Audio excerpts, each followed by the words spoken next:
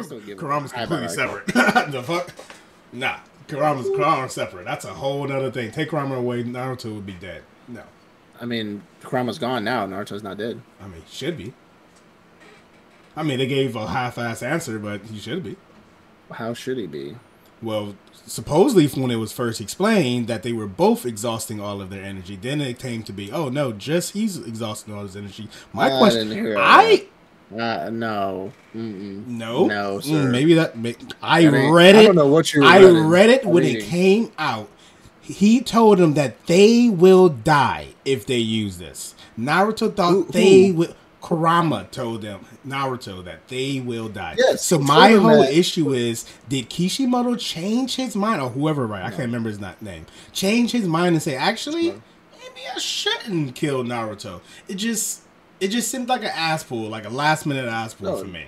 Kurama told Naruto that he will die if he uses this because he didn't want him to use this. And then he was like, I'm okay. And he was like, so you're willing to sacrifice your life? Because he didn't say he would die. He said, Naruto, you will die if we do this. He was like, okay, I'm willing to give my life. I'm still willing to do this. He was like, that's a good answer. Let's use this shit. And he's like, what? He's like, well, I'm actually the one that's supposed to die. I just wanted to make sure I'm giving my life for a fucking good reason. Not because you're... Like it was both going to die. But I see what you mean. But I don't know. I'm not even to read that one again. Which I will give you this. Being as that Kurama is fucking with him, like he's supposed to die. No, not that. No, being that Kurama has been with him since the beginning, I wouldn't have thought that he would have needed to give Naruto that last test.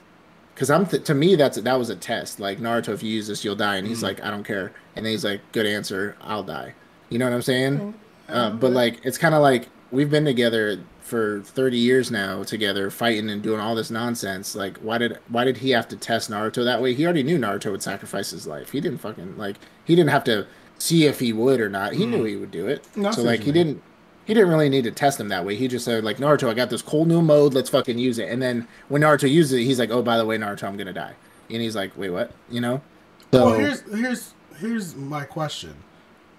Originally, it was said that if a Jinchuuriki loses their tailed beast, that the Jinchuuriki would die as well. If it is forcefully taken from them. Was that specifically said? Because I don't recall them specifically during the Jinchuuriki like phase or arc or whatever. If the Jinchuuriki like passes away or phases out of you, there's like a whole like not manual. There's like I forget what the fuck it's called. I should have like fucking pulled it up, but there's a whole thing that talks about Jinchuuriki and their powers. It's online. It's an actual book. I mean, it wasn't like Kishimoto thing, but it was explaining the powers. And when I go to this website to look at anime explanations, they really have never been wrong. So it's kind of like it could be empirical, but it could also be headcanon. Who knows? But the way it is explained is that if a Jinchuuriki is forced to separate from his Jinchuuriki in the time when they are not like as one, they're not completely together, they will die. If a Jinchuuriki is separated from their host, or I guess the tail beast is separated from their host because they're together, a Jinchuuriki. Tail beast is separated from their host, and they're like one in spirit, like the Eight Tails, like Killer Bee, Naruto, some other people.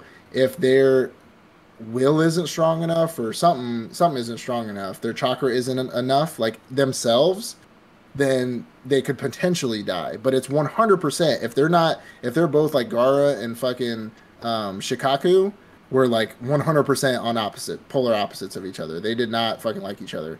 Pulled that shit, dead. If a Jinchuuriki dies within, or the tail beast dies within the host, as in they fade away, use all their power and fade away, that is not considered a forced release. That's just you losing chakra within your body. And it's like, if you still have the high chakra reserves, because Naruto is a Uzumaki, he still has very high chakra reserves.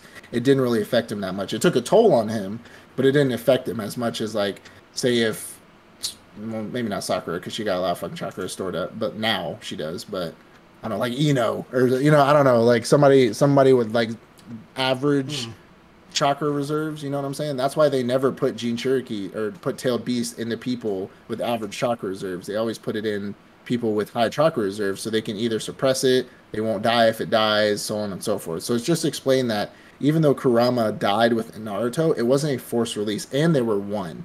So it was just like Naruto, pretty much like imagine you're just walking down the street and half your life force gets taken. You're like, oh fuck, like you know what I'm saying? It's not like you die. It's just um, there is some scuttlebutt out there, though. I will say there's some scuttlebutt, some rumors that if it's going to be forcing Naruto not to age faster, but to die faster, like it did. It cut his life almost in half when it happened, though. So like he's gonna die soon or some shit. It's rumors, scuttlebutt, because it wasn't taken, but because Kurama was such a part of him for so long that he's gonna die because of it. So that's what I read. Now, like I said, this isn't like Kishimoto thumbs up. This is more I mean, like it's theories. It's a pretty good theory though. So well, I have another theory then. Maybe you can confirm this one. I don't know. We're definitely I've gone off track here. We'll get back on after your thing. Yeah. So you brought up a point about how the Jinchurikis or the tail beasts are only put into people who are capable of being Jinchurikis by having high levels of chakra. You know what I mean? It's they try to. Yeah. I mean, it's not perfect, but yeah. So that makes me wonder: was Gaara a bad host? Gaara was incapable of sleeping, but if he did, he would lose control. Gaara obviously had multiple times that if he fucking lost his mind or if he didn't keep his mind intact, he would lose control. And he never truly, as you also claim, became a perfect union. But yet, if we look at the other Jinchurikis, a lot of them actually achieved that year union that he never got. I don't think Gaara was a bad host. I just think he never had the training. He never got anybody's help on how to control. Because if you remember, before Gaara lost Shikaku, they worked together. Now, they weren't perfect. Kurama and Naruto have worked together before, too, but they weren't, like, perfect yet. It's like self-preservation. Yeah, it was more like, if you fucking die, I fucking die. Let's go. You know what I'm saying? So, I don't think Gaara was a bad host. I just think since a young age, one, he was never sealed. Naruto was sealed. He had the fucking seal on his stomach. Two, he was treated like shit like Naruto, but he never had anybody to really pull his hand up out of the dirt, kind of like Naruto did. When Gaara finally turned, like when he finally turned, when Naruto finally turned him with Talk No Jutsu, right? He still was like, I don't need to use Shikaku for fucking anything. Like, I don't, like, Shikaku's just evil as fuck. Because Shikaku is known, besides Kurama, when Kurama was an adult, Shikaku was known as one of the meanest fucking tailed beasts there was. And Kurama was close, like, there was about a tie. But Kurama got better when he left, obviously, so on and so anyway. But he just wanted to be loved. That's all Kurama was. He was a fox. He just wanted cuddles. But Shikaku was known as one of the most evilest, nastiest fucking Jinchuuriki. And all of it, and they'd say all of his hosts that he's had before also never really got a perfect match with him because he's such an evil motherfucker. But Gaara was the one, and Shikaku says it in the show, Gaara was the one that really made him, like, double think things. So he was just like... They said it? I missed it. Maybe I shouldn't be an asshole. That was he's like he does like a flashback. He does like a flash, before he gets taken from Gaara. He does like a flashback, remembering when Naruto headbutts him, and like, when Naruto goes into frog mode and so on and so forth. But I don't think Gaara was a bad host. I think he just didn't get, and Killer B trained Killer B and Octo guy or whatever.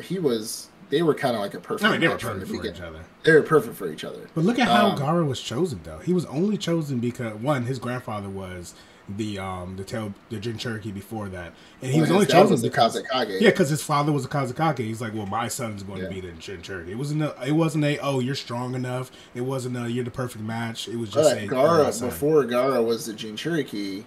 Before Gaara was the Jinchuuriki, he was showing high chakra reserves because he was able to create full defense. He was able to create the all-seeing eye. He was able to create sand coffin. Like, he created all that shit as a kid before he was even a Jinchuuriki. So, high chakra reserves. If he's the one with the high chakra reserves in the village, plus his dad fucking hated him because he killed his mom on the way out, right? Yeah. Like, you know what I'm saying? So, I just think, and Killer B trained Naruto how to control Kurama. So, he didn't have any. Nobody trained him. Nobody was able to train him. And when he before he even could even think, if Gaara would have survived before Kurama was taken out of him, if Gaara wouldn't have, would have not that wouldn't have happened to Gaara, I guarantee you there would have been like an arc or a few episodes where Naruto was showing Gaara how to fucking get Shikaku under control. I guarantee it. Yeah, they should have had that. Sure, they should have. Another missed opportunity.